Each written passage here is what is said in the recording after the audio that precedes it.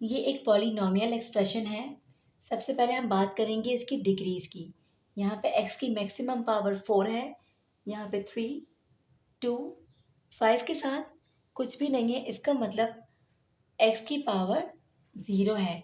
जब भी किसी वेरिएबल की पावर 0 होती है तो हम उस वेरिएबल को शो नहीं करते, सिर्फ उसका कोफिशिएंट लिखते हैं। ठीक है, अब देखिए ये डिसेंडिंग ऑर्डर में था, 4, 3, 2, 0। यहाँ पे 1 मिसिंग है, तो मैं उस 1 की जगह क्या करूँगी, फिलहाल यहाँ पे 0 पुट कर दूँगी। ठीक है, 0, क्योंकि यहाँ पे x1 नहीं है, उसकी जगह 0 लिख दिया, +5। ये जो मैंने 0 लिखा है उसकी रीज़न मैं आपको आगे दूंगी क्यों लिखा था, लेकिन इतना समझ लीजिए फिलहाल कि इस 0 से आपके आंसर पे कोई इफ़ेक्ट नहीं होगा। सही है। इस एक्सप्रेशन का हमें परफेक्ट स्क्वायर फाइंड आउट करना है बाय डिवीजन मेथड। ये डिविडेंड हो जाएगा, लेकिन यहाँ पे डिवाइज़र हमारे पास अवेलेबल नहीं है, तो हम क्या करेंगे, इसकी फर्स्ट टर्म को हम लेकर इसका परफेक्ट स्क्वायर फाइंड आउट करेंगे। परफेक्ट स्क्वायर का मतलब होता है किसी भी नंबर या किसी भी वेरिएबल को सेम उसी के साथ मल्टीप्लाई किया जाए तो जो आंसर होता है वो परफेक्ट स्क्वायर होता है। मैं यहाँ पे क्या करूँगी, एक्स स्क्वायर को जब मैं एक्स स्क्वायर के साथ ही मल्टीप्लाई करूँगी तो हमारे पास पावर हो जाएगी 4। लेकिन हमें कैसे पता चलेगा कि यहाँ पे एक्स स्क्वायर है, ठीक है, वो मैं यहाँ आपको जस्टिफाई करके बताऊँगी। यहाँ कोई कोफिशिएंट नहीं है, इट्स मीन 1 है। मैं कौन सा नंबर लूँगी जब मैं उसको उसी के साथ मल्टीप्लाई करूँ तो 1 आ जाए। 1 1 ज़ार 1, कोफिशिएंट हमारा डन हो गया। अब वेरिएबल यहाँ पे x है तो दोनों जगह x होगा। ठीक है, अब हमें कैसे पता चलेगा कि मुझे कौन सी पावर चाहिए, हम उसको चेक कर लेते हैं। अगर मैं पावर को 1 रखती, जो कि हम शो नहीं करते, ठीक है, मतलब 1 है पावर। याद रखिएगा जब हम मल्टीप्लाई कर रहे होते हैं वेरिएबल्स को, उनकी पावर्स हमेशा ऐड हो जाती हैं। ठीक है, 1 + 1 = 2। हमारे पास आंसर क्या आया, x की पावर 2, लेकिन हमें तो 4 चाहिए। इसका मतलब अगर हम 1 रखेंगे तो हमारा आंसर गलत होगा। अब हम 1 से इंक्रीज करते हैं, 2 रखेंगे। 1 1 ज़ार 1, मल्टीप्लाई है तो पावर्स ऐड हो जाएंगी, 2 + 2 = 4। ठीक है, इसका मतलब जो हमने x2 फाइंड आउट किया था वो इस तरह आया था। इसको बताने का मकसद ये था कि अगर आपके पास यहाँ पे फर्स्ट टर्म कोई सी भी हो और हमें उसका परफेक्ट स्क्वायर फाइंड आउट करना हो तो आप इसी मेथड से फाइंड आउट कर सकते हैं। ठीक है, इसका मतलब है कि एक्स स्क्वायर को जब मैं एक्स स्क्वायर के साथ मल्टीप्लाई करूँगी तो हमारे पास आंसर आएगा x4। ओके, नेक्स्ट स्टेप में क्या करेंगे, इनके साइन को चेंज कर देंगे। अगर प्लस में होता है तो माइनस में, अगर माइनस में है तो प्लस में। यहाँ ऑलरेडी प्लस में था तो मैं इसको माइनस में चेंज कर दूंगी। सेम टर्म है, एक बार प्लस में है एक बार माइनस में है, तो ये टर्म हमारी कैंसिल आउट हो जाएगी। जो रिमेनिंग एक्सप्रेशन है उसको हम कॉपी डाउन कर देंगे। +4x3, स्टार्टिंग का प्लस हम शो नहीं करते, यहाँ पे भी प्लस था, शो नहीं होता है। ठीक है, +4x3 +10x² +0 +5। यहाँ हमारे पास न्यू डिविडेंड आ गया है। हमें अब नया डिवाइजर भी फाइंड आउट करना होगा। वो कैसे फाइंड आउट करेंगे हम, कैसे फाइंड आउट करेंगे, जिस टर्म को हम मल्टीप्लाई कर रहे हैं उसको उसी के साथ हम प्लस कर देंगे। ये डिवाइजर फाइंड आउट करने का तरीका होता है। जब हम प्लस करेंगे, यहाँ पे कोई नंबर नहीं है, इसका मतलब इनकी कोफिशिएंट क्या है, दोनों के 1 है।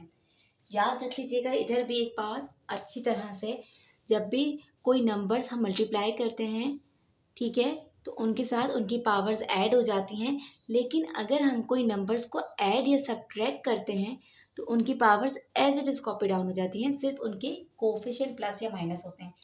यहाँ पे प्लस था, 1 + 1 2, यहाँ पे इनकी जो पावर्स है वो as it is copy down हो जाएंगी। सही है। ये नेक्स्ट स्टेप हमारे पास क्या होगा, डिविडेंड की जो हमारे पास फर्स्ट टर्म है और डिवाइजर की टर्म के साथ हम इसको डिवाइड कर देंगे। ये काम भी हमें रफ में करना है, ठीक है। 4x³ को डिवाइड करेंगे फर्स्ट टर्म के साथ 2x3 2x² के साथ। सही है। अब देखिए इसका आंसर हमारे पास आएगा 2x, लेकिन ये 2x किस तरह आएगा मैं आपको यहाँ शो कर देती हूँ। 2 में 2 कौन से टाइम्स आता है, 2 2 4, यहाँ पे डिवाइड हो रहा है। जब भी डिवाइड होता है तो पावर्स जो होती हैं वो सब्ट्रैक्ट हो जाती हैं। जब मैं 3 में से 2 को सब्ट्रैक्ट करूँगी तो हमारे पास x की पावर 1 हो जाएगी और हम 1 को शो नहीं करते, ठीक है। इस तरह ये 2x फाइंड आउट हुआ था। इसका मतलब 2x को मैं मल्टीप्लाई करूँगी इस पूरी टर्म के साथ, ठीक है। ये 2x हम यहाँ पे भी लिखेंगे और डिवाइजर के साथ भी लिखेंगे। नेक्स्ट स्टेप क्या होता है, जब ये फाइंड आउट हो जाता है अब क्या करेंगे, इस 2x को इस पूरे डिवाइजर के साथ हमें मल्टीप्लाई करना है। आपके पास दो ऑप्शन है, या तो आप इसको डायरेक्टली मल्टीप्लाई कीजिए और इसके आंसर्स यहाँ लिख दीजिए, या फिर मैं आपको मशवरा दूंगी कि जो आपने 2x अभी फाइंड आउट किया है उसको मल्टीप्लाई कीजिए, लेकिन इस तरह। इसमें होता यह है कि गलती की गुंजाइश थोड़ी कम हो जाती है। डायरेक्ट मल्टीप्लाई करेंगे तो मे भी गलत हो जाए, लेकिन प्रोसेस वो भी ठीक है। सही। नंबर्स को मल्टीप्लाई करने से पहले हम इनके साइन को मल्टीप्लाई करते हैं। कोई साइन नहीं है यहाँ पे भी, प्लस प्लस प्लस, 2 2 4, मल्टीप्लाई हो रहे हैं तो पावर्स ऐड हो जाएंगी। 1 + 2 x³ plus plus plus 2 2 4, multiply है तो पावर्स ऐड हो जाएंगी, x की पावर 2। अब ये वाली टर्म जिसका आंसर है वो जाके हम यहाँ पे लिख देंगे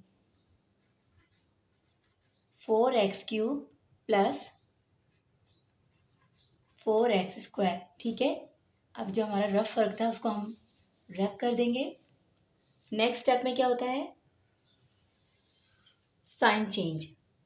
पहले प्लस में था तो अब माइनस में हो जाएगा, यहाँ पे भी प्लस है तो माइनस में हो जाएगा।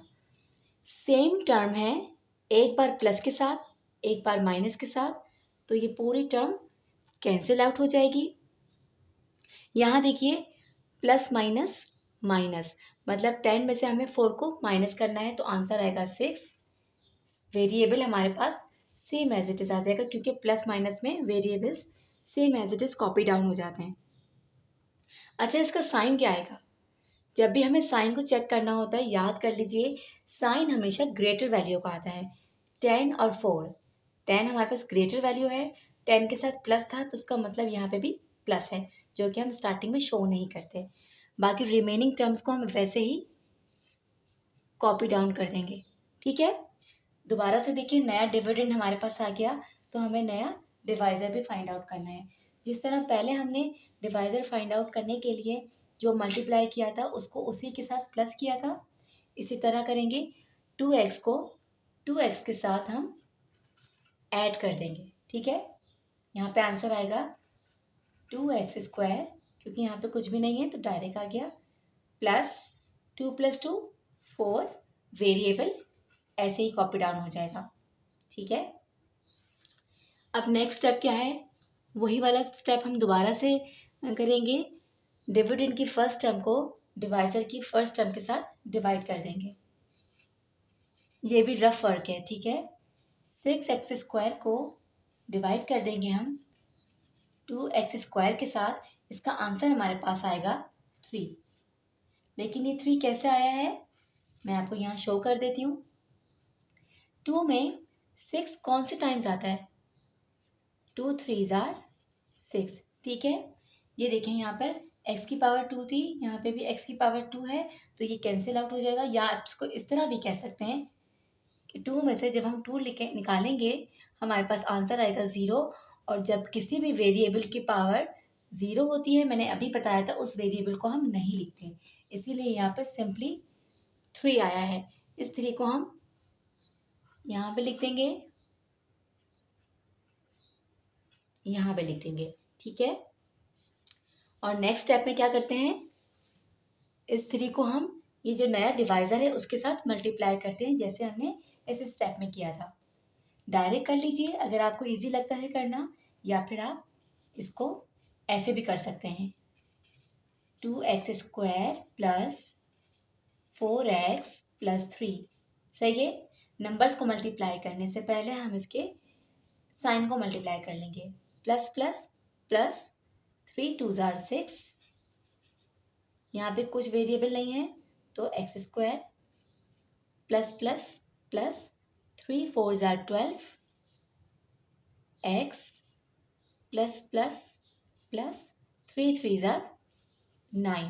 अब हम क्या करेंगे, इस पूरी टर्म को यहाँ लिख देंगे इसके पास, 6x² प्लस 12x। देखिए अब आपको समझ आया इसका रीज़न, जो मैंने आपको स्टार्टिंग में कहा था कि ज़ीरो में क्यों लिख रही हूँ, उसकी रीज़न मैं आपको आगे दूंगी।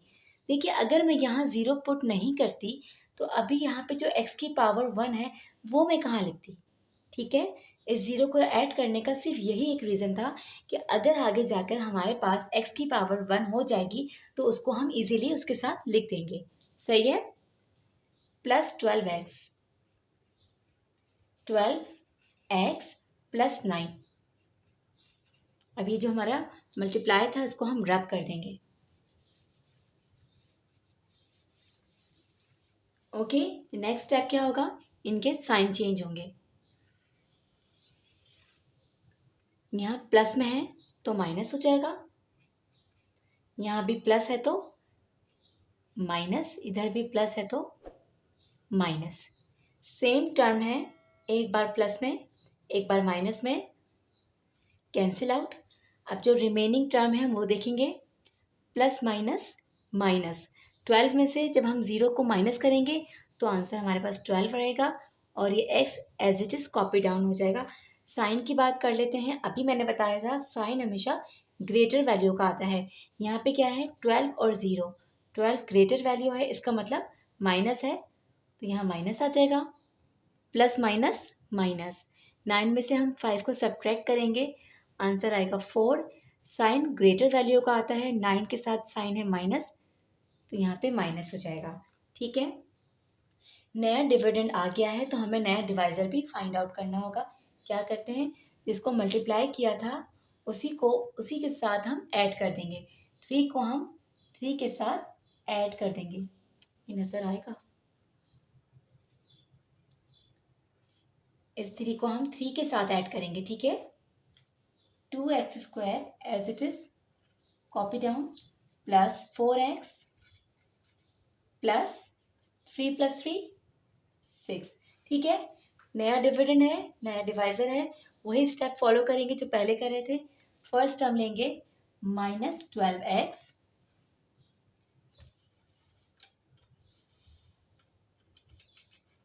ओके, यहाँ लिख देती हूँ मैं, -12x डिवाइड करेंगे इसको हम डिवाइज़र के साथ, जो फर्स्ट टर्म है 2x²। अब देखिए यहाँ पे प्रॉब्लम क्या हुई है, मैं आपको बताती हूँ। ये डिवाइड नहीं हो सकता, उसकी रीज़न क्या है। यहाँ पे देखें, इसकी पावर 1 है और यहाँ पे डिवाइज़र की पावर है 2। डिविडेंड हमारे पास छोटा है, डिवाइज़र हमारे पास बड़ा है। जब भी कभी ऐसा होता है तो इसका मतलब होता है further division is not possible. Divisor को हमेशा छोटा होना चाहिए, डिविडेंड को हमेशा बड़ा होना चाहिए, लेकिन यहाँ पे देखें हम, डिविडेंड छोटा है, डिवाइज़र बड़ा है। तो अब हम क्या करेंगे, ये जो हमारा डिविडेंड है इसको हम मज़ीद सॉल्व नहीं कर सकते, तो ये हमारा रिमाइंडर है। इसका मतलब हमारा यहाँ पे सॉल्यूशन ख़त्म हो चुका है। अच्छा, एक बात मैं क्लियर कर देती हूँ यहाँ पर। देखिए आप देख सकते हैं यहाँ पर साइन प्लस था, इधर भी साइन प्लस था, 6 के साथ भी प्लस था। यहाँ पे देखिए माइनस हो गया है स्टार्टिंग में। ये अभी जो रिमाइंडर हमारे पास है वो आप चाहें तो इसको ऐसे लिख दें तो भी बात आपकी ठीक है, बट अगर आप चाहें तो एक और तरीका होता है इसको लिखने का, मैं वो भी शो कर देती हूँ। और यहाँ दोनों जगह माइनस है तो मैं माइनस को कॉमन ले लूँगी और इनके साइन को अब चेंज कर दूँगी। यहाँ पे 12 के साथ माइनस था, तो अब 12x प्लस में हो जाएगा, ठीक है। यहाँ 4 के साथ भी माइनस था, तो +4, ठीक है। अगर आप इस तरह लिखें या ऐसे लिखें, अगर आप इसको लिखने के बाद ये स्टेप लिख देंगे तो भी ठीक है, और अगर आप यहाँ पे भी स्टॉप कर देंगे तो भी बात ठीक है। दोनों सूरतों में बात आपकी ठीक है, सही। लास्ट हमारा स्टेटमेंट है, हम वो लिख देंगे, thus the perfect square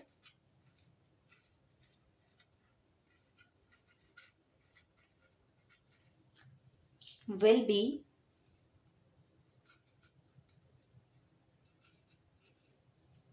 obtained by adding। अच्छा, अब जो मैं आपको बताऊंगी वो बहुत इंपॉर्टेंट बात है। जब भी आपके पास सवाल होगा व्हाट शुड बी एडेड, इसका मतलब जो हमारे पास लास्ट में रिमाइंडर होगा ना, हम उसके साइन को रिवर्स कर देंगे या ऑपोजिट कर देंगे। मतलब अगर हमारे पास यहाँ -12x -4 है तो हम लिखेंगे +12x +4, या अगर हमारे पास ऑलरेडी प्लस में होता तो प्लस को हम चेंज करके लिखते कि -12x -4, ठीक है। ये एडिंग में करना होता है, याद रखिएगा। जब भी ऐड हो, रिमाइंडर लिखते टाइम हमें उसके साइन को रिवर्स करना लाजमी है, वरना गलत हो जाएगा आपका आंसर। -12x की जगह मैं लिखूंगी अब +12x, प्लस को शो नहीं करते, +4, okay, to the given expression.